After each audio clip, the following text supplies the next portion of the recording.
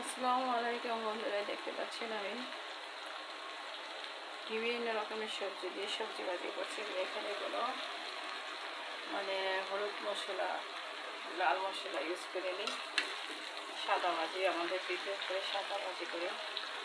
তো আমি পাঁচফোড়নের দিয়েছি, পেঁয়াজ কুচিয়ে রসুন দিয়েছি, দিয়ে শুকনো মরিচ দিয়ে পাঁচফোড়নের ফোড়ন দিয়েছি, আদা দিয়েছি, তো 5 কেজি ধনিয়া পাতা দিয়েছি। আমার এটা হয়ে গেছে। অনেক সবজি কাঁচা আছে, ধনিয়া পাতা দিয়েছি, সেম 2 আইটেম আছে। এটা হচ্ছে লম্বা সেম, এটা হচ্ছে একটা পাশ চ্যাপ্টা সেম। ফুলকপি দিয়েছি, মিষ্টি কুমড়া, পেঁপে, গাজর, আলু, ফুলকপি 2 আইটেমের সেম। আর কি দিয়েছি ভুলে গিয়েছি, ভুলে গিয়েছি।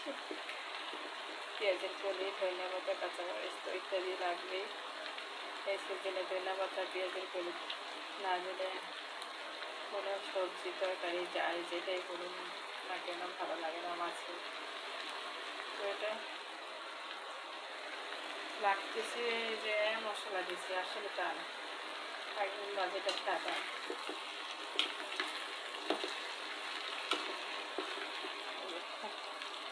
কারেন্টের চুলায় পাক করছি। প্রিয় ভাই বোনেরা, আমার ইউটিউব চ্যানেলটি নতুন লাইক দিয়ে সাবস্ক্রাইব করে কমেন্টস করে পাশে থেকে আমাকে সাপোর্ট করবেন। এমন বেশি বেশি ভাত কম খাবেন, বেশি বেশি সবজি খাবেন, সাদা ভাজি খাবেন, মশলা কম দেবেন। আমার ভাজিটা হয়ে গেছে।